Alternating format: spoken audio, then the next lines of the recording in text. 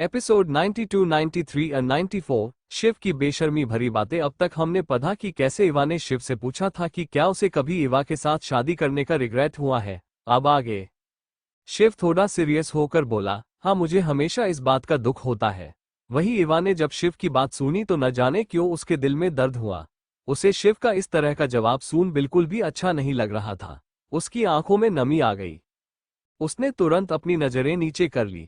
तभी शिव की आवाज उसके कानों में पड़ी। शिव आगे बोला, मुझ हमेशा से इस बात का रिग्रेट रहा है कि मैं तुम्हें उस तरह की शादी नहीं दे सका जैसे कि तुम डिजर्व करती हो। मैंने सुना है कि हर एक लड़की का सपना होता है कि उसकी शादी सबसे खूबसूरत हो, उसकी शादी ऐसी हो कि सारी दुनिया देखती रह जाए।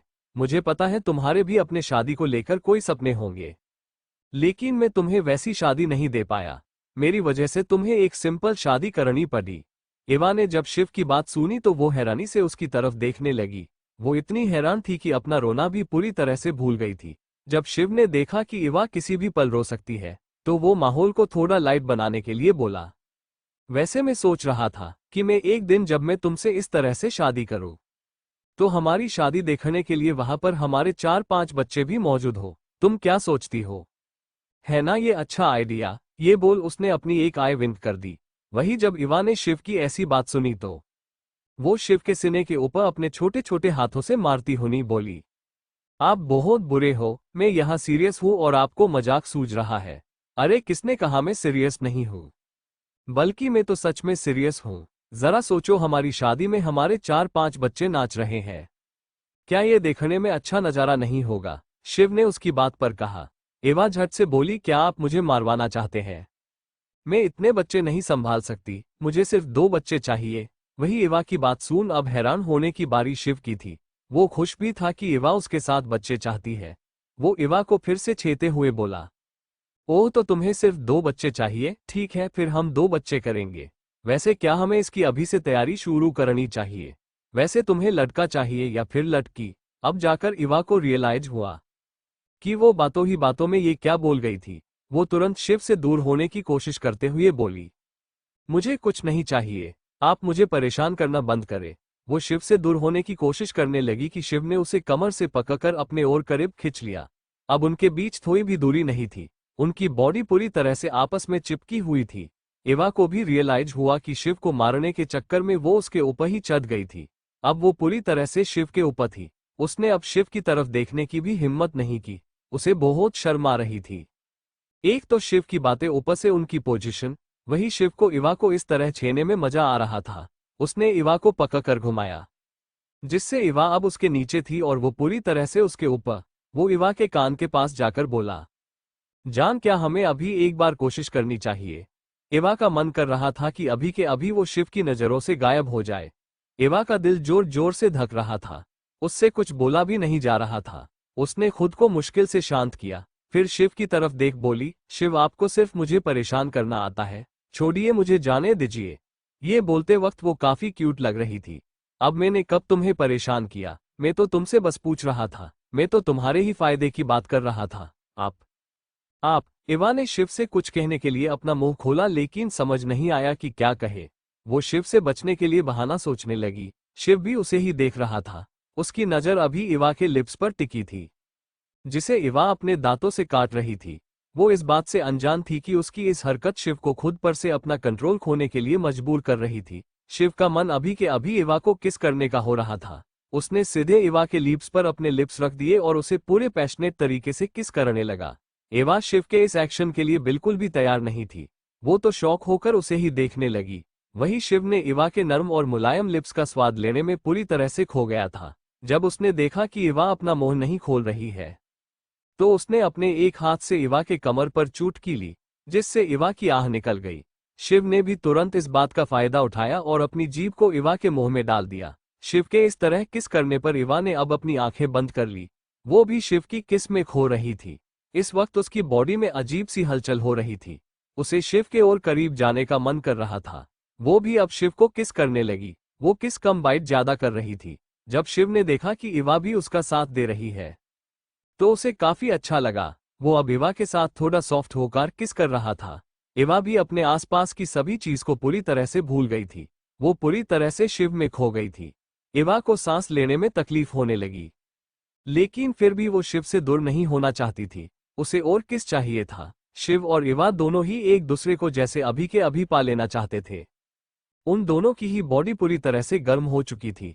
बहुत देर बाद जाकर शिव ने इवा को छोड़ा। इवा अब बहुत गहरी गहरी सांस ले रही थी। उसका पूरा चेहरा लाल हो चुका था, उसके बाल बिखर गए थे, लेकिन वो अब भी बहुत प्यारी लग रही थी। शिव बस उसे ही निहार रहा था। उसके चेहरे पर बड़ी सी मुस्कान थी। वो आज काफी खुश था। आज दिन में ये दूसरी बार था जब इवा ने उसके किस में उसे साथ दिया था। शिव समझ गया कि अब इवा धीरे धीरे उनके इस रिश्ते को दिल से अपना रही है। शिव का मन अभी भी इवा को छोड़ने का नहीं था, लेकिन उसने इवा को जाने दिया। अभी तो इवा ने उसकी तरफ एक कदम बढ़ाया था। वो इवा को डराना नहीं चाहता था। जब खुद को शांत करके इवा ने अपना चेहरा ऊपर उठाया तो उसने शिव को कहीं और देखते पाया। उसने जब शिव की नज़र का पीछा किया तो उसका ध्यान खुद पर गया। उसे एहसास हुआ कि वो अभी किस हालत में शिव के सामने है। उसका चेहरा शर्म से लाल हो गया। दरअसल इवा ने जो टॉप पहना था वो उनके पैशनेट किस के चक्कर में कंधे से नीचे सरक गया था, जिससे उसकी आधी चेस्ट रिवील हो रही थी। जब वो जोर से सांस ले रही थी तो उसकी चेस्ट भी ऊपर नीचे हो रही थी, जो शिव को खुद की तरफ अट्रैक्ट कर रही थी। इवा ने तुरंत अपने चेस्ट को अपने दोनों हाथों से ढक लिया। उसे अब शिव की तरफ देखने में भी शर्म आ रही थी। उसे इस तरह शर्माता देख शिव बोला, जान मैं पहले से ही तुम्हें पूरी तरह देख चुका हूं, क्या इस तरह छिपाने से कुछ होगा? इवा को शिव की इस तरह बेशर्मी भरी बातें सहन नहीं हो रही थी। उसका मन अभी के अभी यहां से भागने का हो रहा था, लेकिन वो ये भी जानती थी शिव उसे आसानी से जाने नहीं देगा। उसकी सोच से उलट शिव उसके ऊपर से उठ गया। उसने इवा को भी ठीक से बैठने में मदद की और इवा के कपड़े ठीक किए। इवा तो हैरानी से उसे देखने लगी। उसे उम्मीद नहीं थी कि शिव उसे ऐसे ही जाने देगा। शिव ने जब इवा का इस तरह का रिएक्शन देखा तो उसे मन ही मन खुशी हुई। वो इवा को छेड़ते हुए बोला, जान क्या तुम कुछ और भी करना चाहती हो? अगर तुम तैयार हो तो हम अपने बेडरूम में जा सकते हैं। मुझे लगता है सोफे पर इतना कंफर्टेबल नहीं होगा जितना कि बेड पर। तो क्या लगता है आपको, क्या इवा और शिव की जिंदगी में खुशी इस तरह रहेगी? क्या इन दोनों के बीच की सारी दूरियां खत्म हो जाएगी, या फिर उनकी खुशियों को बहुत जल्द किसी की नजर लगने वाली है? क्या होगा आगे इवा और शिव की जिंदगी में? एपिसोड 93 रोते हुए बाल। अब तक हमने पढ़ा कि कैसे शिव इवा को छेड़ रहा था। अब आगे इवा को अब शिव की इस तरह की बेशर्मी भरी बातें और सहन नहीं हो रही थी। उसने तुरंत शिव को धक्का दिया और तेजी से अपने कमरे की तरफ भाग गई। वही शिव बस इवा को जाते हुए पीछे से देख रहा था। उसने उसे रोकने की कोशिश नहीं की। आज शिव बहुत ज्यादा खुश था। आज ये पहली बार था जब इवा खुद से उसके करीब आई थी, वरना आज तक हमेशा वो ही इवा के पास जाता था। फिर भी इवा हमेशा उससे दूर रहने का कोई बहाना बनाती थी, लेकिन आज इवा ने उसे दूर नहीं किया बल्कि उसका साथ दिया। कुछ देर इसी तरह खड़े रहने के बाद शिव भी ऊपर अपने कमरे की तरफ चला गया। जब वो अपने कमरे में पहुंचा तो इवा उसे कहीं दिखाई नहीं दी, लेकिन बाथरूम से आती पानी की आवाज से वो समझ गया कि इवा अंदर है। उसने अपने कपड़े लिए और दूसरे कमरे के बाथरूम में नहाने चला गया। जब वो वापस अपने कमरे में आया तो इवा को ड्रेसिंग टेबल के सामने अपने बाल सुखाते हुए देखा। इवा को देख वो समझ गया कि इवा को बाल सुखाने नहीं आता। वो बाल सुखा कम और खींच ज्यादा रही थी। उसे अपने बालों के साथ इस तरह देख शिव ने नामे अपना सिर हिला दिया। वो इवा के पास चलकर गया और उसके हाथ से टॉवल ले लिया। इवा ने जब शिव को देखा तो उसे उन दोनों की किस याद आ गई, जिससे उसका चेहरा तुरंत लाल हो गया। वो बोली, मैं कर लूंगी। शिव से बात करते वक्त उससे ठीक से बोला भी नहीं जा रहा था। वो काफी शाय फील कर रही थी। शिव उसकी हालत समझ रहा था।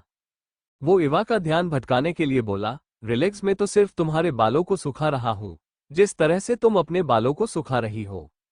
ये बेचारे रो रो कर मुझसे मदद की भीख मांग रहे हैं कि मैं उन्हें तुम्हारे हाथों से बचा लूं। शिव की बात सुन इवा शिव पर गुस्सा करते हुए बोली, आप फिर से मेरा मजाक उड़ा रहे हो? क्या आपको कुछ और काम नहीं आता जो आप हर समय मेरा मजाक उड़ाते रहते हो? अब मैं तो काम ही करना चाहता था, लेकिन तुम ही हो जो मुझे अपने बाल सुखाने नहीं दे रही हो। शिव की बात पर अब इवा चिढ़ गई। वो सीधे ड्रेसिंग टेबल के सामने चेयर पर बैठते हुए बोली, तो करिए अपना काम। ये बोल उसने अपनी आंखें बंद कर ली। शिव को इवा की इस तरकत पर हंसी आ गई, लेकिन उसने हंसने की हिम्मत नहीं की, इस डर से कि कहीं इवा ज्यादा गुस्सा ना हो जाए। शिव ने हेयर ड्रायर उठाया और इवा के बालों को सुखाने लगा। शिव बहुत ही प्यार से इवा के बालों को ट्रीट कर रहा था।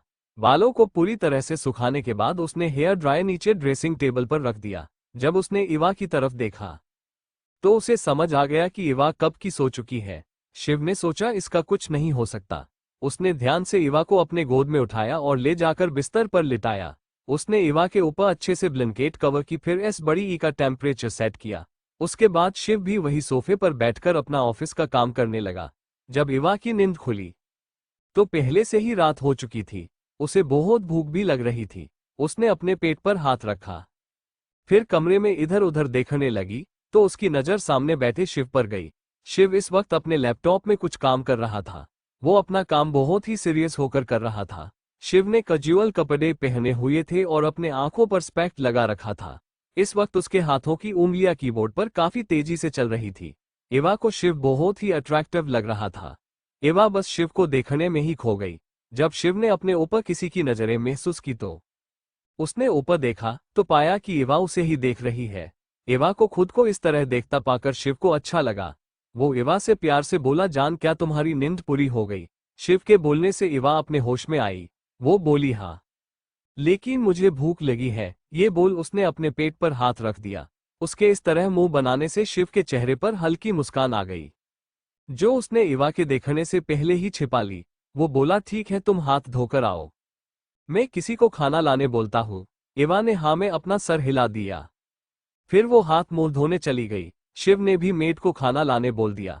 उसने अपना लैपटॉप बंद कर साइड में रख दिया। एवा जब वापस आई तो उसने दरवाजे पर दस्तक सुनी। अंदर आ जाओ, शिव ने बोलने से एक मेड अंदर आई। वो लगभग 50 साल की एक औरत थी। उसके हाथ में खाने से भरी ट्रॉली थी। उस मेड ने खाना टेबल पर लगाया, फिर कमरे से बाहर चली गई। शिव ने एवा को अपने पास बिठाया और फिर उसे अपने हाथों से खाना खिलाया। एवा ने भी एक अच्छे बच्चे की तरह शिव की हाथ से खाना खाया। खाना खाने के बाद शिव एवा से बोला, मेरी एक ऑनलाइन मीटिंग है तो मैं स्टडी रूम में जा रहा हूँ, क्या तुम फिर से सोने वाली हो? एवा ने कहा, नहीं, मुझे अभी नींद नहीं आ रही है, मैं सिन्हा विला में कॉल करने वाली हूँ, मुझे उन सब से बात करनी है। ठीक है फिर। ये बोलते हुए शिव ने उसे एक लैपटॉप लॉक कर दिया। वो बोला, ये तुम्हारा नया लैपटॉप है, लेकिन मेरे पास तो पहले से ही अपना लैपटॉप है। मैं वेद भाई को उसे लाने के लिए बोलने ही वाली थी। एवा ने शिव से कहा, कोई बात नहीं, जब तुम सिन्हा विला जाओ जी तो उसे इस्तेमाल करना, और यहाँ इसे, ये कोई बड़ी बात नहीं है। एवा ने अब और कुछ नहीं कहा और शिव के हाथ से लैपटॉप ले लिया। उसके बाद शिव भी स्टडी रूम में चला गया। एवा ने तुरंत अपने वीर भाई को वीडियो कॉल किया। जब शिव अपने मीटिंग खत्म करके वापस अपने कमरे में आया तब तक रात के 12 बज चुके थे। एवा पहले ही सो चुकी थी। शिव ने जब एवा को सोते देखा तो वो भी एवा के पास बेड पर लेट गया। उसने एवा के माथे पर किस किया, फिर उसे अपने बाहों में भर लिया। कुछ ही देर में शिव को भी नींद आ गई। अगले दिन जब सुबह शिव और एवा तैयार होकर नीचे ब्रेकफास्ट करने आए तो उन्हें बाहर से गाड़ी के रुकने की आवाज आई। जब उन दोनों ने दरवाजे की तरफ देखा, ये जानने के लिए कि इतनी सुबह कौन आया है, तो उन्हें दरवाजे से वंश और वेद आते हुए दिखाई दिए। एवा ने जब अपने भाइयों को आते देखा तो वो तुरंत उनके पास चली गई। वो बोली, भाई, मैंने आपको बहुत याद किया। ये बोल वो वंश के गले मिली। वंश भी एवा को गले मिलते बोला, मैंने भी तुम्हें बहुत मिस किया। खुद को इग्नोर होता देख वेद बोला, डॉल, क्या तुमने मुझे मिस नहीं किया? भाई, मैं आपको मिस नहीं करूंगी, ऐसे हो सकता है क्या? ये बोल वो वेद के भी गले मिली। उन तीनों को आपस में बातें करते देख शिव बोला, चलो पहले सब ब्रेकफास्ट कर लेते हैं, बातें बाद में करना। उसकी बात पर सब डाइनिंग एरिया की तरफ चलने लगे। वंश बोला, गुड़िया, क्या शिव ने तुम्हें परेशान किया? तुम्हें यहाँ अच्छा तो लगता है ना? देखा, अगर तुम्हें यहाँ रहना पसंद नहीं आया तो तुम कभी भी सिन्हा विला वापस शिफ्ट हो सकती हो। एवा ने जब अपने भाई को अपनी इतनी चिंता करते देखा तो उसे अच्छा लगा। वो बोली, भाई, मैं यहाँ खुश हूँ और शिव मेरा बहुत अच्छे से ख्याल रखते हैं। उसकी बात सुन वंश ने एक नज़र शिव की तरफ देखा, जो सर्वेंट को खाना सर्व करने को बोल रहा था। उसने नोटिस किया कि आज शिव का मूड काफी अच्छा है। उसे इस बात से भी कोई प्रॉब्लम नहीं होनी कि गुड़िया उसके और वेद के बीच बैठी है। वंश ने सोचा वो बाद में शिव से इस बारे में बात करेगा। तो क्या लगता है आपको, क्या है शिव के इतने अच्छे मूड में होने की वजह? क्या एवा और शिव के बीच की ये दूरियां धीरे धीरे खत्म हो जाएगी, या फिर उनके खुशियों को किसी की नजर लगने वाली है? क्या एवा इस जीवन में अपना बदला ले पाएगी?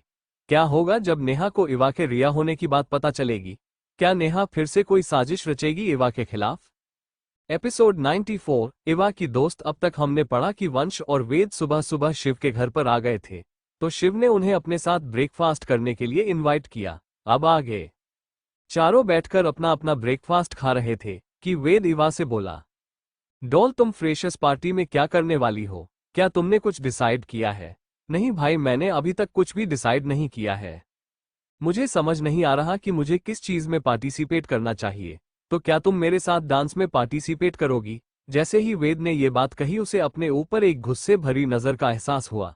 उसने उस तरफ देखा तो शिव उसे घूर रहा था। वेद ने तुरंत अपना खाना निगल लिया। इवा बोली, डांस तो ठीक है भाई, लेकिन मैंने कभी इस तरह से डांस नहीं किया है, तो मुझे नहीं लगता कि अच्छा कर पाऊंगी। मैं आपका डांस खराब कर दूंगी। अरे ऐसे कैसे, तुम तो कितना अच्छा डांस करती हो। फिर तुम डांस खराब कैसे करोगी? वंश बोला, भाई वो मैं हमेशा घर वालों के सामने डांस करती हूं, तो इस तरह कॉलेज में करना। क्या होगा अगर बच्चे मुझ पर हंसे? कोई भी तुम पर नहीं हंसेगा। शिव की कड़क आवाज सबके कानों में पड़ी। जब उसने उन तीनों को खुद की तरफ देखता पाया तो वो बात को संभालते हुए बोला, मेरा मतलब है कि तुम बहुत अच्छा डांस करती हो, तो सब तुम्हारी तारीफ ही करेंगे। लेकिन आपको कैसे पता कि मैं अच्छे से डांस करती हूं? आपने तो आज तक मुझे डांस करते देखा ही नहीं। इवा की ये बात सुन वंश को खांसी आ गई। इवा ने तुरंत वंश को पानी पिलाया। वो बोली, क्या हुआ भाई, आप ठीक तो हो ना? हाँ मैं ठीक हूँ, बस खाना अटक गया था, वंश बोला। ओह, इवा ने भी इस बारे में ज्यादा नहीं सोचा। शिव बात को बदलते हुए बोला, वैसे जान, तुम्हारी फ्रेशर्स पार्टी कब और कहाँ पर है? इस पर इवा बोली, अगले सैटरडे को पार्टी लोट्स होटल में रखी गई है। चलो ये अच्छा है कि पार्टी हमारे ही होटल में होने वाली है। इससे अगर तुम दोनों को देर हो जाए तो तुम रात को होटल में ही रुक सकते हो। मुझे नहीं रुकना किसी होटल में। इवा ने तुरंत जवाब दिया। पिछली बार जो हुआ उसके बाद अब इवा किसी भी होटल में नहीं रुकना चाहती थी। उसकी हालत सब समझ रहे थे, इसीलिए किसी ने भी उसे फोर्स नहीं किया। शिव उसे बोला, जान मैं तुम्हें लेने आऊंगा। जब पार्टी खत्म होने वाली हो तो मुझे कॉल या फिर मैसेज कर देना, ठीक है? फिर पार्टी खत्म होने पर मैं आपको कॉल करूंगी, इवा ने शिव से कहा। कुछ ही देर में उनका ब्रेकफास्ट हो गया। वेद आज इवा के साथ कॉलेज जाने वाला था और शिव और वंश एक बिजनेस मीटिंग के लिए साथ जाने वाले थे। जब वेद की स्पोर्ट्स कार कॉलेज के गेट से गुजरी तो हर कोई उसे ही देख रहा था। ये एक लिमिटेड एडिशन कार थी, जो कि इंडिया में अभी लॉन्च भी नहीं हुई थी। ये शिव की कार थी। क्योंकि आज वेद इवा को लेकर जाने वाला था, तो उसने वेद को अपनी कार लेकर जाने की परमिशन दी। अब लोग उस कार को ही देख रहे थे। हर कोई जानना चाहता था कि आखिर इस कार को कौन चला रहा है। जब कार रुकी और उसके ड्राइवर सीट से वेद उतारा तो हर कोई वेद को ही देखने लगा। उन्हें तुरंत पता चल गया कि ये कार वेद सिन्हा की है। तभी उन्होंने देखा कि पैसेंजर सीट का दरवाजा खुला और उसमें से एक लड़की बाहर निकली। सबका ध्यान उस लड़की पर गया। वो कोई और नहीं, इवा ही थी। वही उन दोनों को साथ देखकर अब कॉलेज के बच्चों को लगने लगा कि वो अफवाह सच है कि इवा वेद सिन्हा की गर्लफ्रेंड है। सब आपस में इस बारे में एक दूसरे से बात करने लगे। वही वेद इवा को लेकर क्लास की तरफ बढ़ गया। उन दोनों ने किसी पर भी ध्यान नहीं दिया। उन्हें स्कूल से इस अब की आदत थी। जब भी वो साथ में स्कूल जाते तो स्कूल में हर कोई उन्हें इसी तरह देखता था। जब वो दोनों इवा के क्लास के पास पहुंचे तो वेद इवा से बोला, डॉल तो आज लंच टाइम होने के बाद कैंटीन में मिलते हैं। मैंने मॉम को टिफिन भेजने को बोला है। वाह भाई, मॉम के हाथ का खाना। आप बेस्ट हो भाई। ये बोल इवा ने आदत के अनुसार वेद को हक किया, फिर उससे अलग होते हुए बोली, तो ब्रेक में मिलते हैं भाई। वेद ने भी मुस्कुराते हुए उसे बाय बोला। फिर वो भी अपने क्लास की तरफ बढ़ गया। वही वो दोनों ही इस बात से अनजान थे कि उनसे कुछ ही दूरी पर दो जोड़ी आंखें उन्हें ही देख रही थीं। वो किसी और की नहीं बल्कि मान की ही थी। दरअसल मान वहां से गुजर रहा था कि उसने वेद और इवा को साथ में आते हुए देखा, जिससे वो अपने जगह पर ही रुक गया। उसे उन दोनों की आवाज तो सुनाई नहीं दी, लेकिन उनसे देखा कि कैसे वेद ने इवा से कुछ कहा, जिससे खुश होकर इवा के वेद को गले लगाया। जब उसने इवा के होठों पर वो मुस्कान देखी तो उसका दिल फिर से धड़कने लगा। लेकिन इवा को वेद के साथ इतनी खुश देख अब उसे कॉलेज में चल रही अफवाह याद आए। उसने इस अफवाह को पहले ही सुन लिया था, लेकिन उसे इस बात पर यकीन नहीं हो रहा था। उसे लगा शायद वो दोनों एक दूसरे के अच्छे दोस्त होंगे, लेकिन अब उन्हें इतने करीब देख न जाने क्यों पर मान को बुरा लग रहा था। मान तब तक इवा को देखता रहा जब तक कि वो अपने क्लास में नहीं चली गई। फिर वो भी वहां से दूसरी तरफ चला गया। जब लंच टाइम में इवा कॉलेज कैंटीन की तरफ बढ़ने लगी, तभी उसे रियलाइज हुआ कि उसे तो कैंटीन का रास्ता ही नहीं पता। एवा सोच ही रहा थी कि उसे क्या करना चाहिए। तभी आयशा की आवाज उसके कानों में पड़ी। आयशा बोली, क्या तुम्हें कैंटीन में जाना है? मैं भी उसी तरह जा रही हूँ, तुम चाहो तो मेरे साथ चल सकती हो। एवा ने जब आयशा को देखा तो वो उसे पूछने से रोक नहीं पाए। तुम्हें कैसे पता मुझे कैंटीन जाना है? वो अभी लंच टाइम है। तो ज्यादातर बच्चे कैंटीन में ही जाते हैं, इसी मुझे लगा कि शायद तुम्हें भी कैंटीन जाना हो।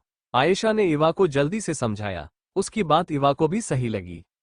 वो बोली, तो क्या तुम मुझे कैंटीन जाने का रास्ता बता सकती हो? आयशा तुरंत बोली, हाँ, मैं भी कैंटीन ही जा रही हूँ, तो चलो साथ में चलते हैं। इवा ने अपना सिर हाँ में हिला दिया। फिर वो दोनों भी साथ में कैंटीन की तरफ चलने लगी। जब वो लोग कैंटीन के पास पहुंचे तो उन्हें वही वेद मिल गया। वेद ने जब आयशा को इवा के साथ देखा तो उसने उसे भी उनके साथ खाने के लिए इनवाइट किया। आयशा का भी अभी तक कोई दोस्त नहीं बना था तो वो भी तुरंत उसकी बात मान गई। जब वो तीनों एक टेबल पर पहुंचे तो वहां 3 लड़के पहले से ही बैठे हुए थे। वो अब वेद के दोस्त थे। वो लोग भी इवा को स्कूल टाइम से जानते थे। उन्होंने इवा को ग्रिड किया तो इवा ने सिर्फ है में अपना सिर हिला दिया। इवा ने उनसे कोई बात नहीं की। आयशा उस बात से थोड़ी हैरान हुई। उसने उन लड़कों की तरफ देखा, उन्हें देख ऐसा लग रहा था जैसे उन्हें इवा के इस बर्ताव की आदत है। जब उन तीनों ने इवा के साथ एक लड़की को देखा तो उन्हें भी हैरानी हो रही थी। वो तीनों ही आयशा को देख रहे थे और उसके बारे में जानना चाहते थे। सबसे पहले वेद के दोस्त जिसका नाम तेजस था, उसका सब्र टूट गया। वो आयशा से बोला, क्या तुम इवा की दोस्त हो?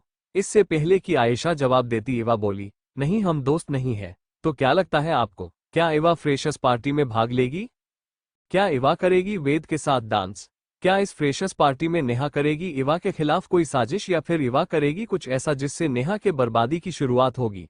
क्या होगा फ्रेशर्स पार्टी में, इसका क्रेडिट जाता है पॉकेट नोवेल रीडर पर। फिर मिलेंगे। लाइक कैरन और सब्सक्राइब कैरन। लाइक, कमेंट एंड शेयर करना मत भूले।